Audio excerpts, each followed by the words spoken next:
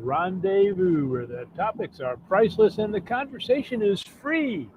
We've got our show coming up tomorrow, Saturday, 9/11. Kind of a somber day, but becoming more and more acculturated. We're going to talk about that a little bit. Here I am with my assistant guest host, co-host. I don't know, what do we call you? I don't know what we call me. All right, hey, Alan, find a title for her. Get her some business cards made up. Well, Lee, I'm brought to you again this week by Starbucks because I'm on the road. I'm on my way out to purchase a box set with the original wooden box of Winston Churchill's The History of Civil War. I'm sorry, The History of World War II, and I have a customer for it already. How wonderful. Yeah. I sold a poster yesterday that I had on display down at the art center and had to go down to the art center and fetch it. That was very nice too. Fetch it. I'm going to look that one up in my. Oh, well, I guess it's a Southernism. I know. It's great. It's great colloquialism. Well, folks, we got a great show for you this week. Lee, you carry most of the show this week. You think you start us out with a segment on summer camps? Have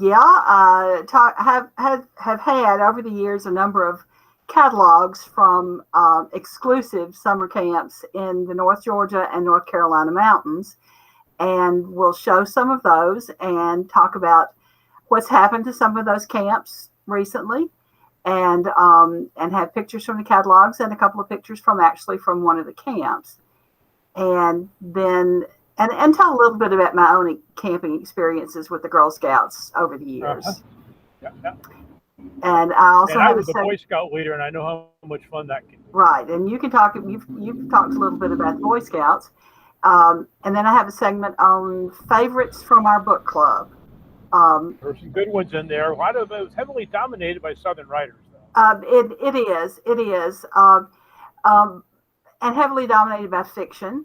That's okay. They were good writers. And I'm still prodding some of the members to send their list in, but some people have been sending in like 6 to 10 selections. So we've had a lot to choose from. And when it's all done, I'll compile a list of those books, and maybe we can make that available to viewers if we'd like to. Yeah. Very good. Very good. Richard Morris popped in live. We got him live this week, and we were able to put him on the front porch of the Brimfield show in Massachusetts. And he had some neat things that he's going to be trying to sell this week, or this weekend, I guess. It's going on right now. I should have bought that West Point game when I had the chance. I'm going to contact him right as soon as we're done to try and see if he still has that West Point game. Yeah. And he had that nice little set of little big books, that he had displayed together. That was a nice grouping. Right. He had a great location. I'll tell you what, I'm always stoked up with Vim and Vinegar when Richard's on the phone. He is a ball of energy. Does he ever sleep? Is what I wonder. And we have Mary Kay back. Mary Kay Watson. Mary Kay Watson back with a story of her grandfather who was in the Civilian Conservation Corps, the CCC. And we talked a little bit about their impact on many of our state parks and other facilities. And she had this wonderful sweetheart pillow from the grandfather, who brought it back, I guess, to who she was his girlfriend then, because Mary Kay talked about how after her grandmother had embroidered their names on it, that he was going to have to propose since he had been immortalized on the pillow. I've got to check out more on those pillows. Like I said, I know where I can pick up about a dozen of them, but I never knew if they had any value to them. I got to do some more research. Yeah, I have not an official sweetheart pillow, but some pillow covers that my uncle brought back from India during World War II. I need to get them out and take a look. Make sure they haven't been attacked by the moths. Well, yeah, they're probably made out of silk if they're from India. Actually, they're a velvety, but they have beading and embroidery on them. Good. Rather elaborate sort of looking stuff. And David Hess. David Hess is going to be back with his Things Found in Old Books. There he is. Hello, David. This week, David's going to tell us about something he found in an old book, a grand hotel, the Stevens Hotel in Chicago. Lee, don't you love those hotels that have a mezzanine around the lobby? Yes. Maybe some chandeliers and steps going up to the mezzanine. Right. And like the Peabody in Memphis, ducks walking through the lobby at what? Ducks? Yes, the Peabody Hotel in Memphis is famous for their ducks that parade through at designated times. I have seen a hotel with peacocks, but I haven't seen ducks. Well, the Peabody is famous for that.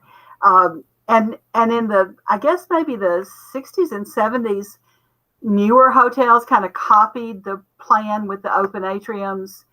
Some of the Atlanta hotels did.